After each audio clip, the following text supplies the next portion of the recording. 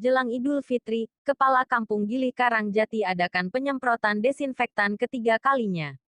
Lampung Tengah. Menjelang Hari Raya Idul Fitri yang tinggal hitungan hari lagi, Kepala Kampung Gili Karangjati adakan penyemprotan desinfektan di setiap rumah warga, Kamis tanggal 21 Mei tahun 2020.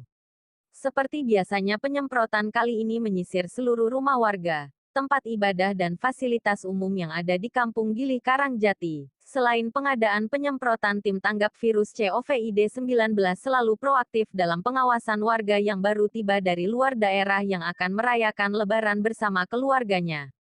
Disampaikan Subtoni, Kepala Kampung Gili Karangjati menyampaikan jelang Lebaran seluruh rumah warga harus disterilisasikan dengan cara disemprotkan cairan desinfektan, mengingat banyaknya pemudik yang baru tiba dari luar daerah.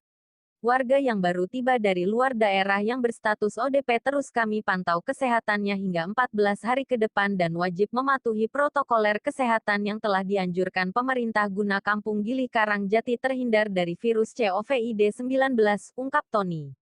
Selain itu, Subtoni berharap kepada seluruh warganya dalam perayaan Hari Raya Idul Fitri tidak merayakan secara berlebihan apalagi memancing kerumunan warga, ini sangat berpotensi lebih cepat penularannya.